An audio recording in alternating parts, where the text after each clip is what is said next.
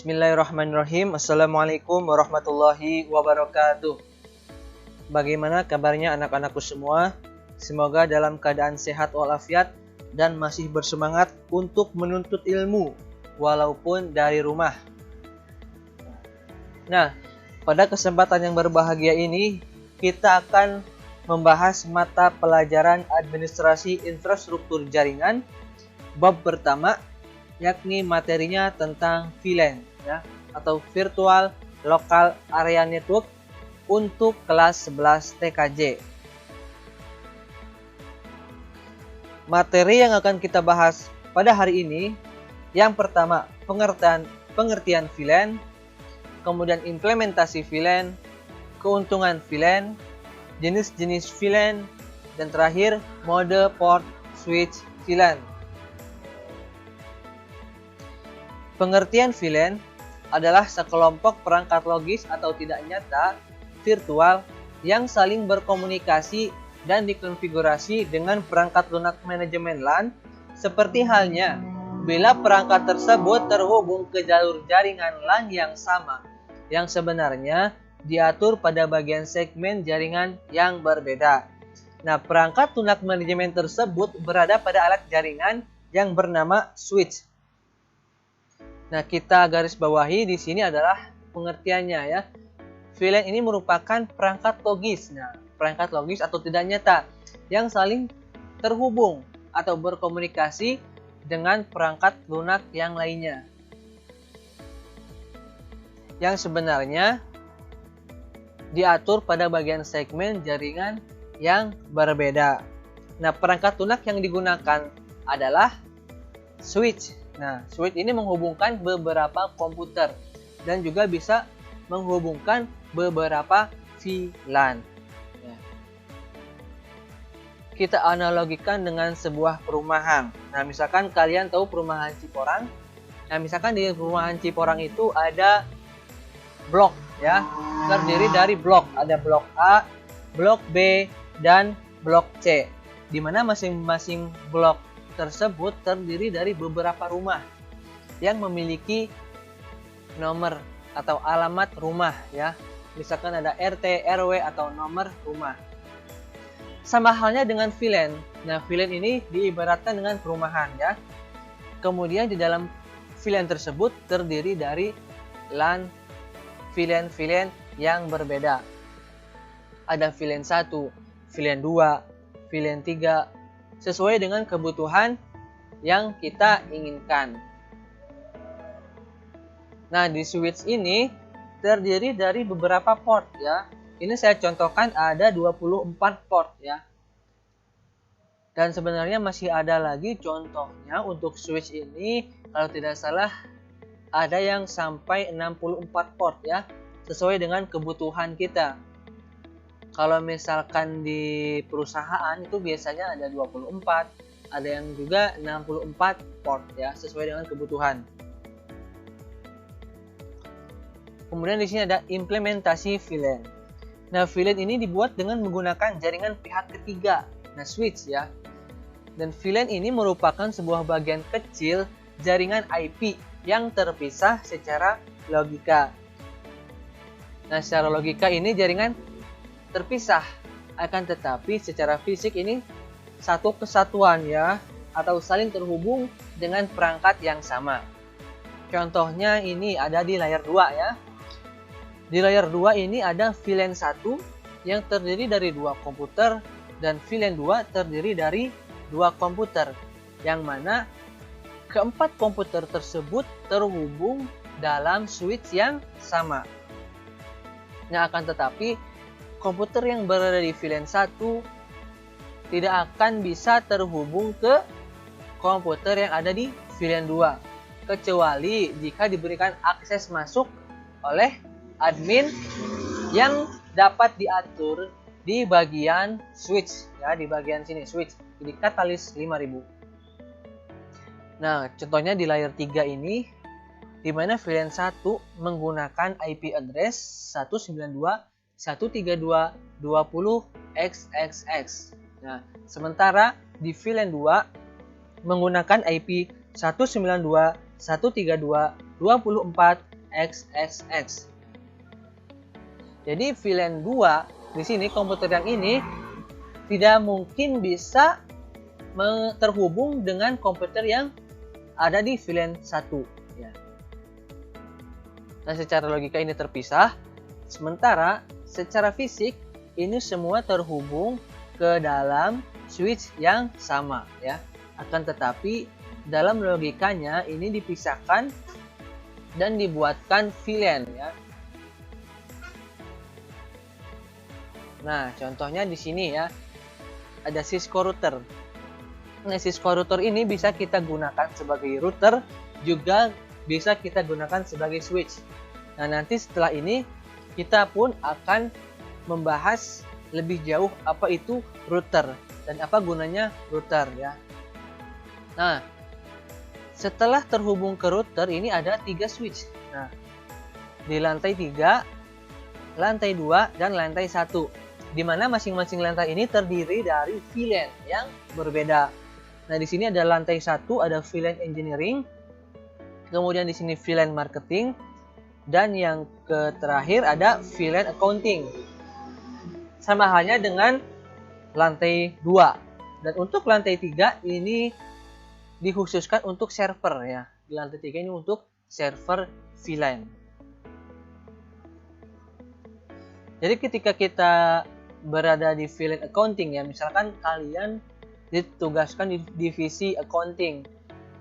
Nah, kalian ini jika membutuhkan data, kalian bisa langsung memintanya ke lantai 2 VLAN accounting maupun langsung ke server yang ada di lantai 3. Jadi tidak mungkin kalian meminta dulu data tersebut ke VLAN marketing, kemudian meminta dulu ke VLAN engineering. Itu tidak akan mungkin bisa, dan itu juga akan memerlukan waktu yang lama. Dan disitulah keuntungan dari VLAN tersebut ya. Jadi tidak akan terjadinya kemacetan lalu lintas data dan mempermudah kita jika membutuhkan data sesuai dengan divisi yang sama. Nah, di sini contohnya ya, di sebelah kanan ada router ya, ini sama router yang menghubungkan dua buah VLAN yang berbeda. Ada VLAN 2 dan VLAN 12.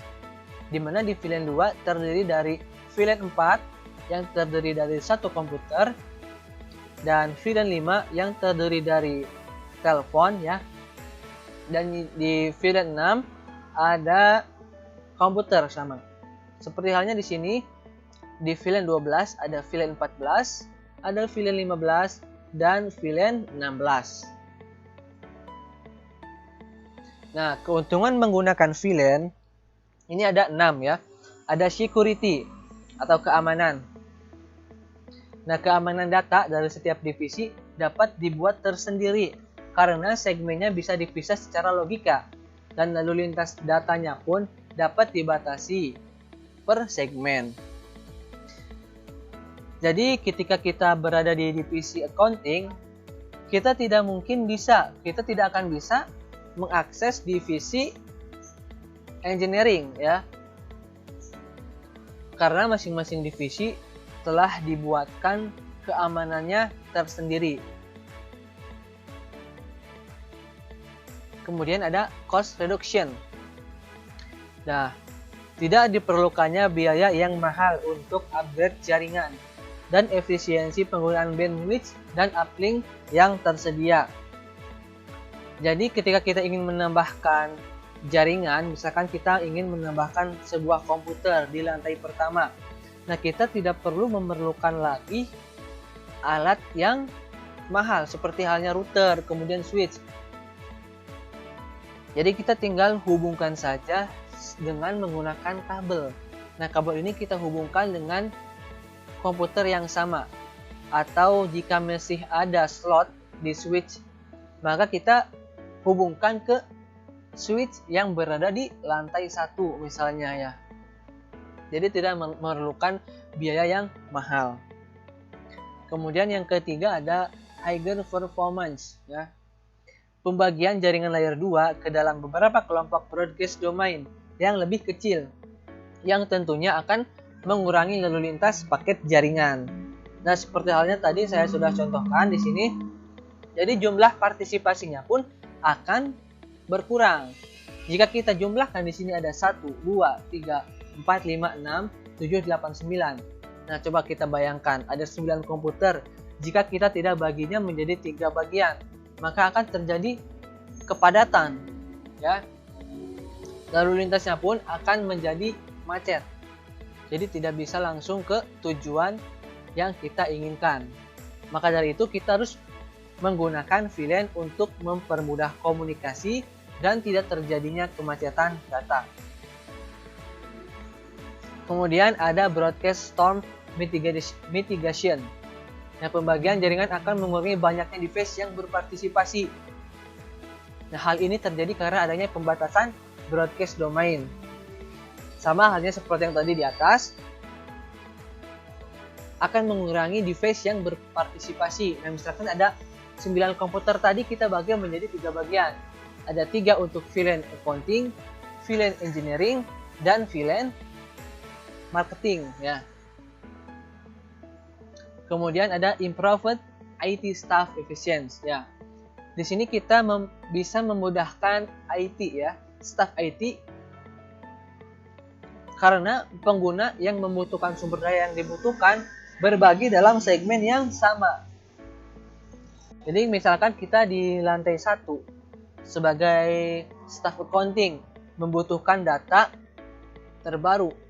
Jadi kita bisa langsung terhubung ke staff accounting ada di lantai 2. Jadi kita tidak perlu terhubung ke VLAN atau staff marketing. Di sini ada staff engineering. Jadi kita bisa langsung meminta data atau mengirimkan data, ya, secara cepat langsung ke tujuan yang kita inginkan. Kemudian yang terakhir keuntungannya adalah application management, ya. LAN menggabungkan para pengguna jaringan dan peralatan jaringan untuk mendukung perusahaan dan menangani permasalahan kondisi geografis. Kemudian ada jenis-jenis VLAN berdasarkan membership. Nah, ada berdasarkan port, berdasarkan MAC, berdasarkan protokol, berdasarkan IP address, dan berdasarkan autentikasi. Nah, pertama kita bahas berdasarkan port, ya. Konfigurasi port ini diatur dengan memasukkan pada setiap kelompok VLAN tersebut. Namun, apabila nomor dari port tersebut akan dihubungkan ke kelompok VLAN yang lain, harus mengaktifkan fungsi mode terang. Nah, fungsi mode terang ini digunakan untuk menghubungkan antara switch dengan switch, ya, virtual terang protokol. Jadi setiap VLAN ini memiliki nomor ID yang berbeda. Nanti kita akan bahas ID VLAN ini di pertemuan yang kedua, ya. Kemudian berdasarkan MAC. Nah, keanggotaan membership VLAN diatur berdasarkan alamat MAC komputernya. Jadi, setiap port switch, bahkan satu switch memiliki daftar alamat MAC perangkat serta kelompok VLAN di mana komputer tersebut berada. Kemudian berdasarkan protokol. Pada dasarnya, VLAN ini bekerja pada layer 2 OSI, ya, yaitu data link layer, yang berfungsi mengontrol protokol jaringan seperti lalu lintas jaringan melalui protokol MAC address. Maka pengaturan protokol ini menjadi acuan untuk anggota VLAN tersebut. Seperti halnya sudah kita bahas di kelas 1, ya, atau kelas 10 mengenai layer atau OSI layer. Nah, kan di sana ada 7 layer, ya. Salah satunya layer 2 ini dinamakan dengan data link layer yang berfungsi untuk mengontrol protokol jaringan seperti lalu lintas jaringan melalui protokol MAC address. Kemudian berdasarkan IP address. Nah, mirip seperti protokol, VLAN ini bekerja pada layer 3 yang mengartikan mengontrol IP address sudah pasti. VLAN juga bisa mengatur anggotanya berdasarkan alamat IP juga subnet. Nah, layer 3 ini kalau tidak salah network layer ya. Kemudian berdasarkan autentikasi. Nah, pada jenis VLAN ini anggotanya misalkan perangkat atau komputer diletakkan pada VLAN berdasarkan autentikasi atau pemberian akses kontrol terhadap user atau komputer dengan protokol 802.1x. Mode port switch VLAN. Ada static VLAN, dynamic VLAN, dan voice VLAN. Nah, untuk static VLAN ini di mana switch dalam keadaan dikonfigurasi oleh VLAN tersebut secara manual, ya. Konfigurasi tersebut diletakkan meliputi nomor port, alamat IP, identitas VLAN, ID VLAN, dan nama dari VLAN tersebut. Misalkan nomor portnya adalah port 1. Kita menggunakan port 1 nih untuk komputer yang pertama. Kemudian ada alamat IP-nya. Alamat IP-nya berapa? Kita bisa menggunakan kelas C maupun kelas B, maupun yang lebih ekstrim menggunakan kelas A. Dan untuk nama dari VLAN tersebut misalkan apa nih? Misalkan VLAN accounting atau VLAN engineering atau VLAN marketing ya. Contohnya seperti itu. Kemudian ada dynamic VLAN. Nah, kondisi port pada switch VLAN ini otomatis menetapkan port pada ID VLAN juga menggunakan informasi perangkat tersebut seperti alamat MAC, alamat IP, dan lain-lain. Nah, di sini kita bisa membedakan apa itu static dan dynamic ya. Jika keanggotaan static VLAN tergantung port fisik yang didaftarkan pada dynamic VLAN, switch akan secara otomatis mengkonfigurasi keanggotaan VLAN untuk perangkat tersebut. Nah, jika static VLAN ini secara manual, maka dynamic VLAN ini secara otomatis mengkonfigurasinya dalam sebuah VLAN tersebut. Dan terakhir ada voice VLAN. Kondisi port pada switch VLAN ini dikonfigurasikan untuk keperluan perangkat suara ya, atau voice. Nah, contoh perangkatnya adalah IP phone. Tujuan voice VLAN agar port tersebut dioptimalkan hanya untuk jaringan suara saja. Ya, untuk voice VLAN ini hanya untuk jaringan atau jalur suara saja. Mungkin hanya itu yang dapat saya sampaikan di materi pertemuan kali ini. Nah, barangkali ada pertanyaan silahkan kalian tanyakan di kolom komentar ataupun kalian bisa hubungi WA saya ya. Nah, untuk materi selanjutnya ada materi VLAN ID, terminologi VLAN, koneksi VLAN, prinsip kerja VLAN, dan terakhir konfigurasi VLAN. Sekali lagi, barangkali kalian ada pertanyaan atau kurang mengerti, silakan kalian komen di bawah ini atau di kolom komentar, atau kalian bisa hubungi saya di nomor WhatsApp ya. Baik, untuk tugasnya, insya Allah minggu depan kita akan bagikan tugasnya secara sederhana, simple, dan mudah-mudahan bisa kalian pahami materi yang telah saya sampaikan maupun materi yang akan saya sampaikan di pertemuan selanjutnya. Mungkin hanya ini ya yang dapat saya sampaikan. Kurang lebihnya mohon maaf. Bila taufiq wal hidayah. Wassalamualaikum warahmatullahi wabarakatuh.